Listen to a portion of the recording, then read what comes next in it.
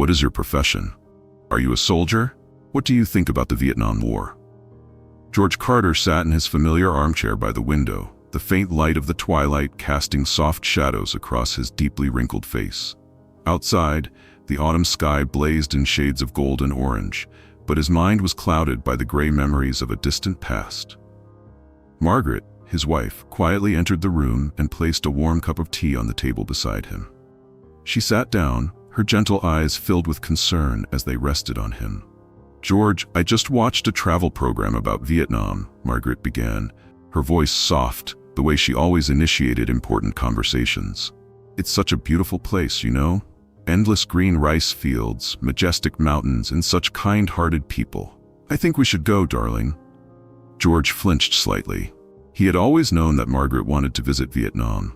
But for him, it was not a tourist destination. It was an unhealed scar. He had been to Vietnam before, not as a traveler, but as a soldier. In 1969, he was a young American sent to fight in a war he didn't fully understand. That land had left him with heavy memories, losses, and guilt he had never dared to confront. "Margaret, you know, I'm not sure I'm ready," George said, his voice trailing off as if the words were too burdensome to utter easily. Margaret took his hand, her warmth steady and patient. "George, I understand, but sometimes facing the past is the only way to let it go. Vietnam isn't a land of war anymore. It's a land of peace, and I believe you can find peace there too." George remained silent. He didn't want to argue with his wife.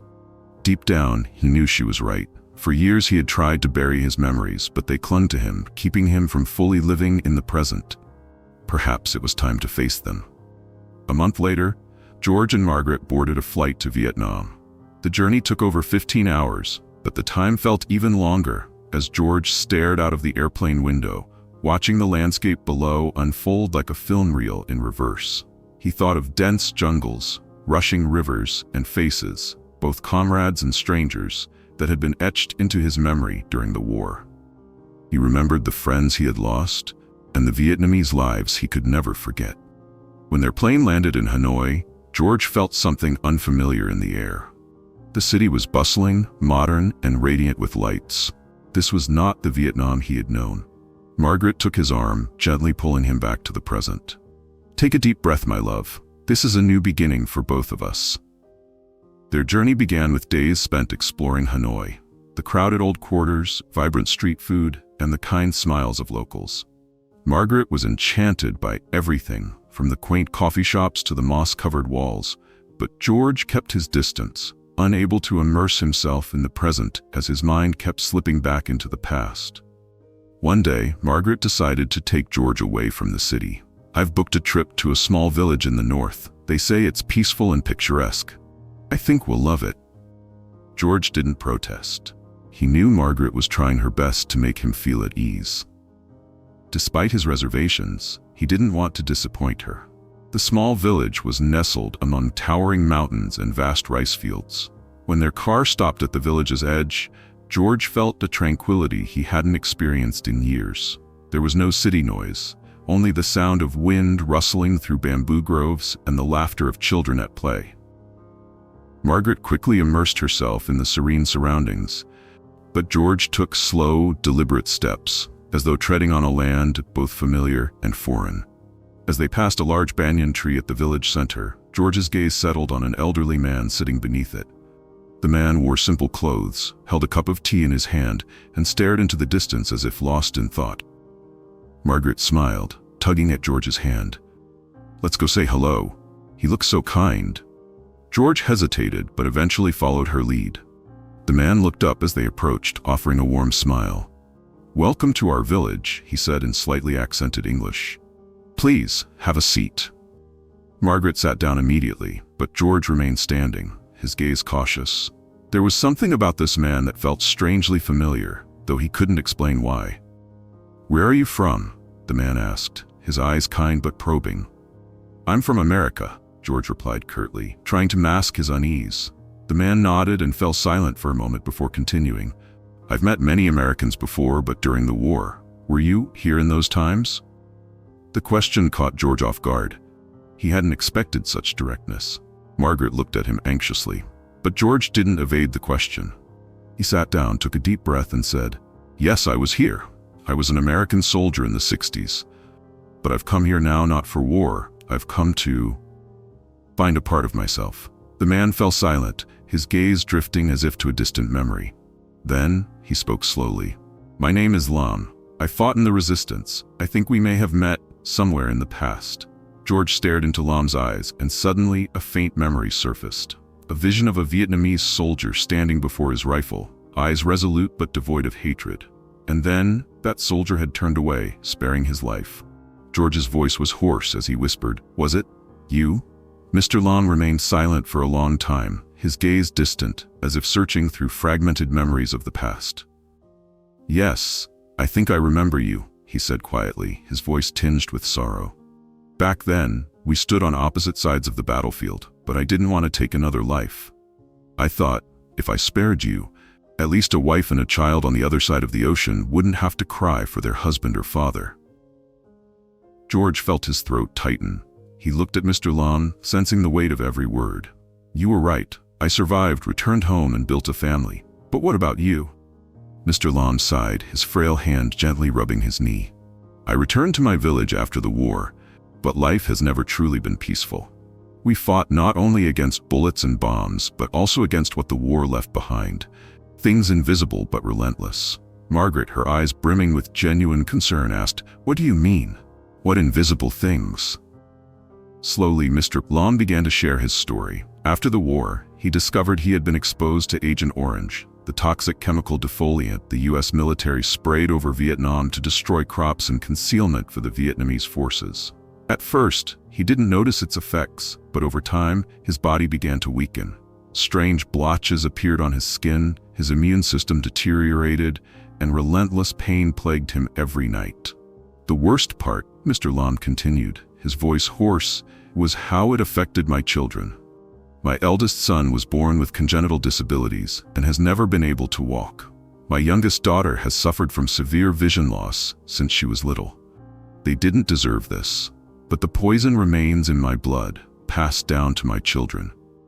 George was stunned. He had never thought about the long-term consequences of war so deeply before.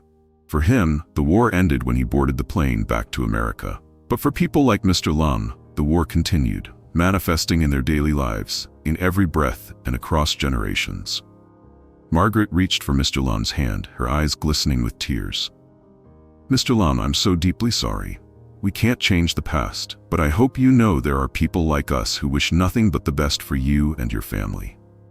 Mr. Lam smiled, though his smile carried the weariness of a life burdened by suffering. "Thank you, Mrs. Margaret, but please, don't blame yourselves. We were all swept up in the tides of history. What matters is that we're here today, under this banyan tree, speaking as friends." George felt his heart tighten. In that moment, he realized that his own scars paled in comparison to what Mr. Lam and his family had endured.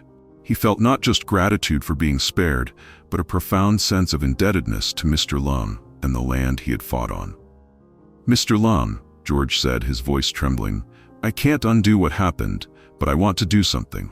I want to help you and your family in any way I can." Mr. Lam looked at George, his expression softening. "You don't need to do that, Mr. Carter. I've learned to live with what I have.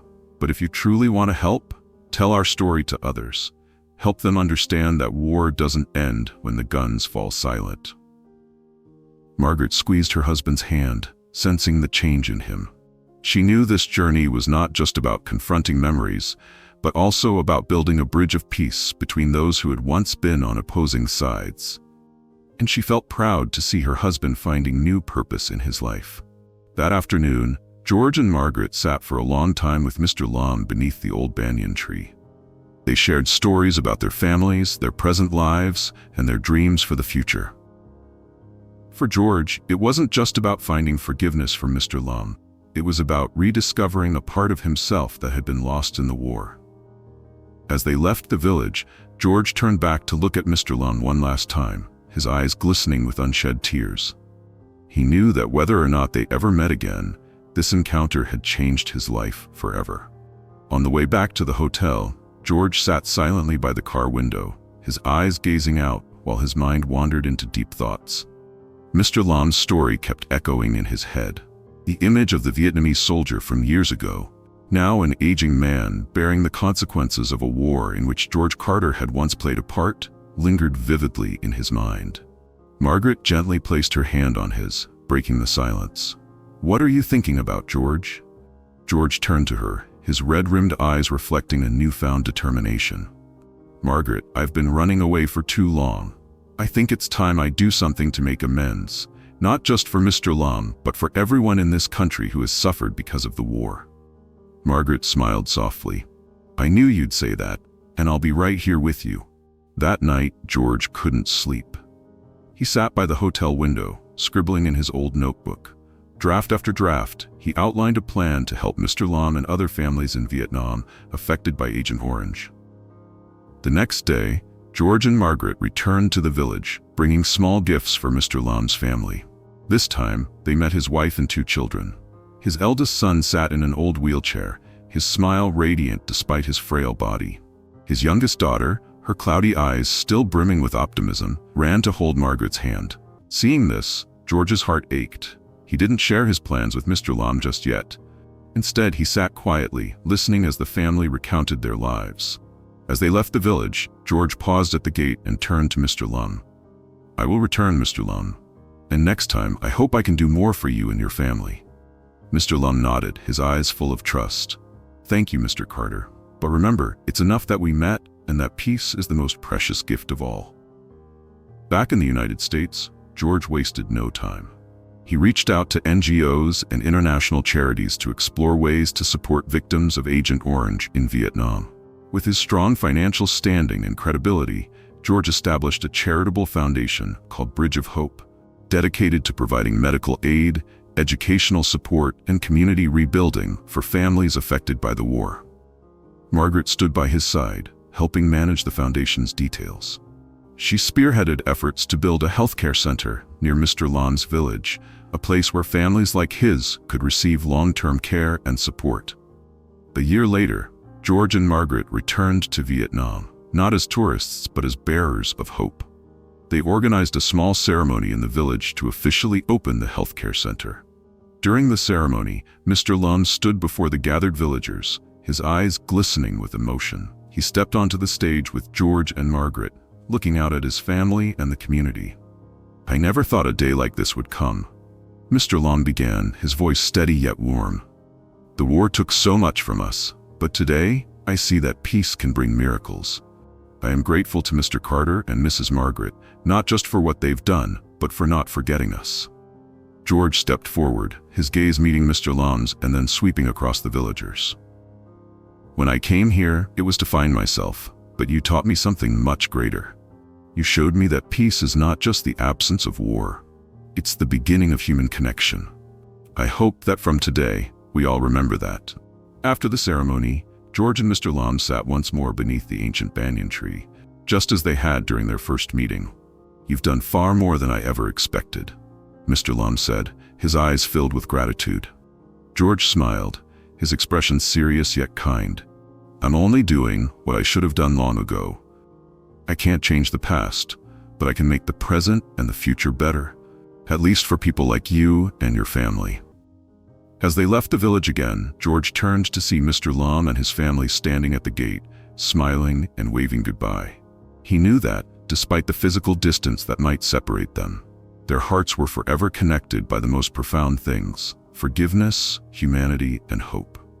Back in the US, George continued to work tirelessly for his foundation. Every year, he returned to Vietnam to visit Mr. Lam and to contribute to new community projects. The story of George, Margaret, and Mr. Lam became a symbol of peace and compassion, a reminder that while war leaves behind deep scars, the power of humanity and forgiveness can heal even the most profound wounds. Thank you so much for watching and supporting our channel. Your encouragement means the world to us and motivates us to keep creating meaningful content. If you enjoyed this video, don't forget to like, share, and most importantly, hit that subscribe button to join our growing community. By subscribing, you'll never miss out on our latest uploads and updates. Together, we can continue exploring, learning, and sharing stories that inspire and connect us all. Thank you for being here, and see you in the next video.